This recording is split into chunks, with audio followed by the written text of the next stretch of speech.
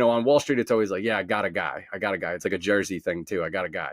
And the problem with that is they might not be the best person to allocate your funds. I always think to myself, if I want to become a Deca millionaire, is the person that's advising me, are they a Deca millionaire? And when the answer is no, and they're not even like a millionaire, then I start to say, wait a second, you're telling me to do stuff that hasn't proven true in your own life. Now I'm kind of suspect. Now it's like, I want to see what your net worth is when you advise me, because if you're further down the path, then I could say, oh, okay, I trust your judgment. So that's why like people take advice from Warren Buffett, right? He's a centibillionaire, right? I think he's figured it out by now.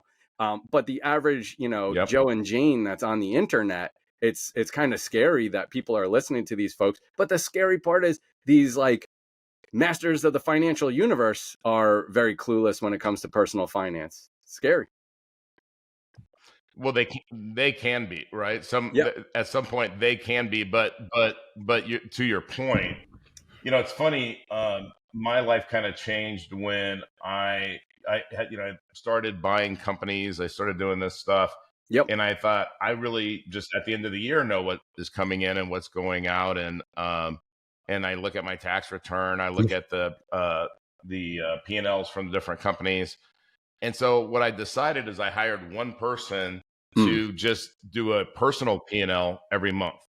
Nice. And she gathers all the stuff from all the different companies and puts it on a balance sheet of, here's your P&L personally for the month. And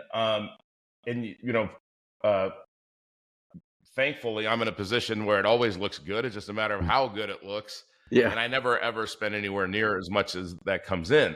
To your point before is, when I tell people that, I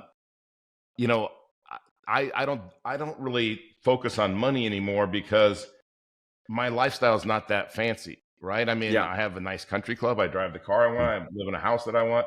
It's like, I know how much money I can spend and I can't spend, and I'm still so frugal in some things like flying private. If we got 8 guys going, I'm in. If it's like 3 of us and it's, $30,000 a piece, I'm like, I don't want to do that.